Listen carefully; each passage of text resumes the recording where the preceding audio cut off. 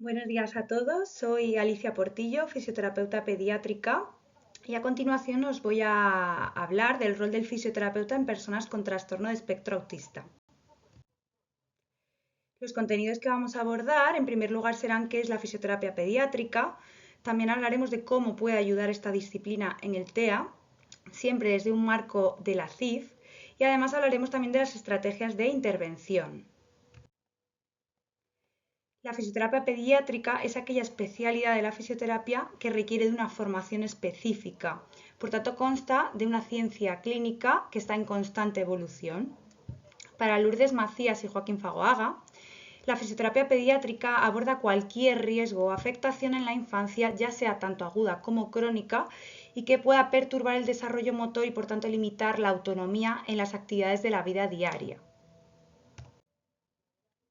De este modo, las funciones del fisioterapeuta se dividen en tres. Por un lado, vamos a tener la prevención primaria, la cual constituye aquella información a la población en general de diferentes temas como pueden ser el desarrollo motor y signos de alarma, juegos y juguetes para estimular a los más pequeños, recomendaciones posturales para evitar posibles asimetrías y alteraciones musculoesqueléticas, y otros temas como pueden ser pues, lactancia, porteo, fisioterapia respiratoria para eliminar secreciones, etc. También tenemos la prevención secundaria, que va destinada a aquella población que puede estar en riesgo de padecer alguna alteración del neurodesarrollo, y la prevención terciaria, que directamente va encaminada a aquellos niños que ya han sido diagnosticados o detectados algún tipo de alteración en su desarrollo. En estas dos prevenciones vamos a realizar una evaluación tanto cuantitativa con pruebas estandarizadas como cualitativa de una forma más observacional sistemática. Vamos a realizar en base a esta evaluación una intervención con unos objetivos terapéuticos, y además es muy importante estar constantemente formándonos y aportando nuestro granito de arena a la investigación para que aquellas prácticas que realicemos realmente estén basadas en la evidencia científica. ¿Cómo puede ayudar la fisioterapia en el trastorno de espectro autista? Pues bien, desde un marco de la CIF, vamos a ver estas alteraciones en el TEA que siempre van a ir relacionadas con el área sensoriomotora para abordarlo desde un área puramente fisioterapéutica.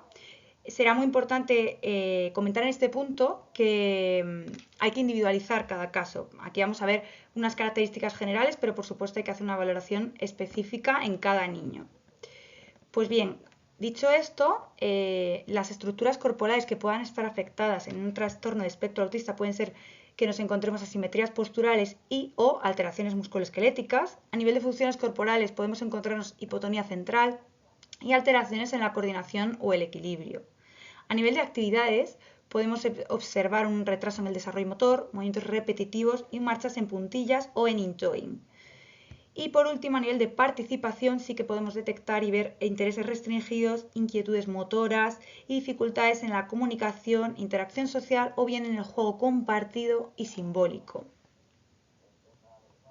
Será muy importante también tener en cuenta los factores personales del niño y también los factores ambientales que en estas edades primeras, ¿no?, de la infancia tienen mucha importancia la familia y la escuela también.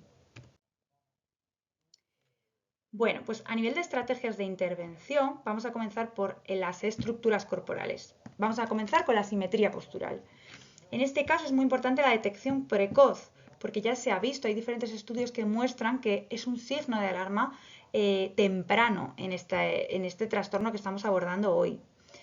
¿Qué vamos a realizar desde la fisioterapia? Pues vamos a estimular aquel hemicuerpo menos integrado, y además también vamos a trabajar en la activación del lado que está más elongado, como podemos ver en el dibujo, y elongaremos, estiraremos el lado que está ya más acortado, ¿vale? Con el fin de evitar descompensaciones y llevar a la mayor simetría posible.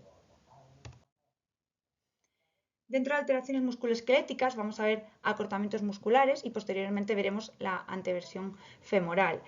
En acortamientos musculares sí que quería reflejaros este diagrama de Graham et al., que está enfocado a la parálisis cerebral, pero que luego vamos a llevar a hacer un símil, ¿no?, al TEA.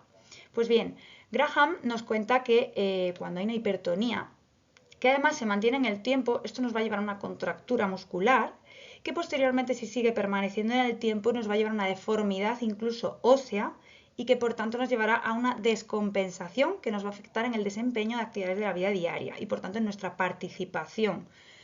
Pues bien, si llevamos esto a un símil al TEA, vamos a poder observar que aquellas hipersensibilidades o hiporreactividades, aquellos movimientos repetitivos que son muy estereotipados, porque hay una escasa variabilidad en el movimiento y además también puede haber hipertonías musculares, estas tres casuísticas nos pueden llevar a un mantenimiento corporal constante, ¿no? De la misma postura. ¿Qué puede pasar? Que esto no sea una causa, ¿no?, de un acortamiento muscular que puede llevar a una, por ejemplo, marcha en puntillas. También tenemos anteversiones femorales. Bueno, como hemos comentado, estos niños tienen hipotonía central, es decir, tienen un déficit en la fuerza muscular a nivel central. Y también esto ha unido a alteraciones propioceptivas de conciencia corporal y postural y del equilibrio.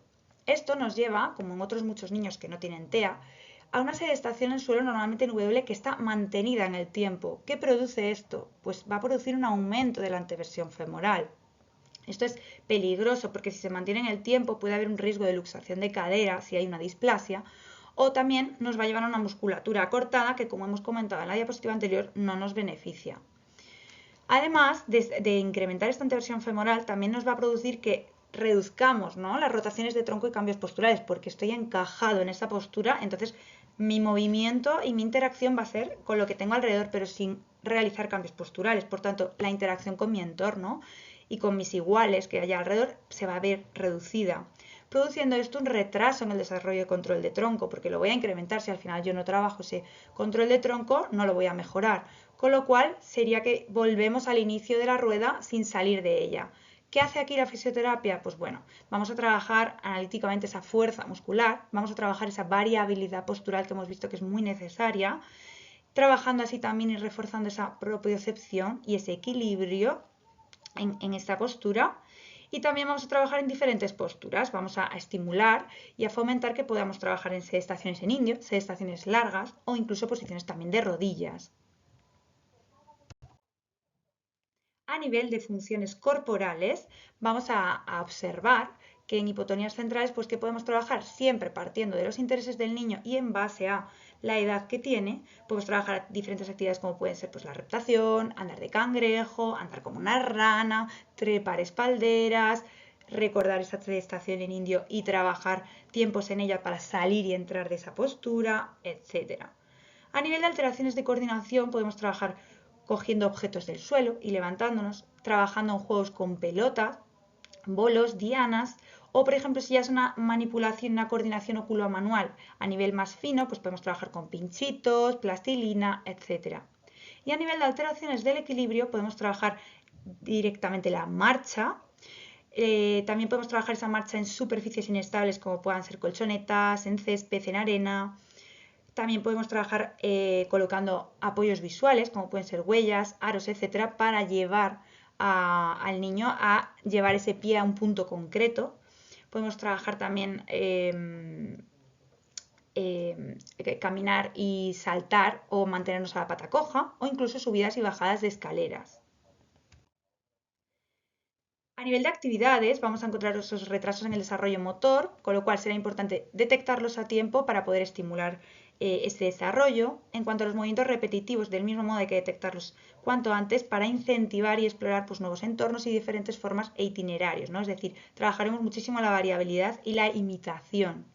En cuanto a la marcha de puntillas que hemos comentado anteriormente, pues podemos trabajar estiramientos activos, marchas en talones, reducir esa activación e inquietud motora, trabajar en la conciencia y esquema corporal. ¿Por qué? Porque es muy importante, porque si al final se mantiene en el tiempo puede llevar a que sea necesaria una cirugía, por tanto tenemos que intentar evitarlo en la medida de lo posible. Y por último, en las marchas en toeing, trabajaremos, como hemos comentado antes, también en apoyos visuales, el fortalecimiento o evitar esas sedestaciones que comentábamos en W que van a fomentar esa interversión femoral, llevándonos a una posible también marcha en intoing.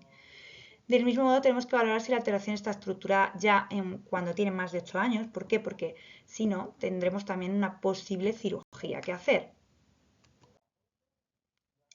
Por último, en cuanto a la participación, que veíamos que había pues, intereses restringidos, etcétera, hay dos herramientas que se trabajan también desde la fisioterapia, que son la psicomotricidad y la terapia acuática. Las dos son muy importantes. La psicomotricidad es necesaria porque es la interacción del cuerpo con el entorno para comprender ese desarrollo cognitivo y social. Es decir, Emilio Ginés comenta, ¿no? y detecta en sus textos que en el TEA hay que acercarse a la persona a través de la vía corporal y no tanto por la comunicación oral. Por tanto, la psicomotricidad es una herramienta muy útil en este tipo de niños.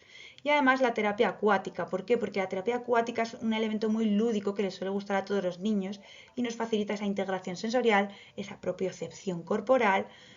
Además, podemos realizar actividades que fuera del agua nos resultan complicadas o nos gustan menos. Disminuye también el estrés y la ansiedad y nos ayuda en esas habilidades sociales siempre que trabajemos en grupo. Muchas gracias por vuestra atención y cualquier duda que podáis tener, os dejo ahí mi correo para que podáis contactar conmigo. Muchísimas gracias y nos vemos pronto. Un saludo.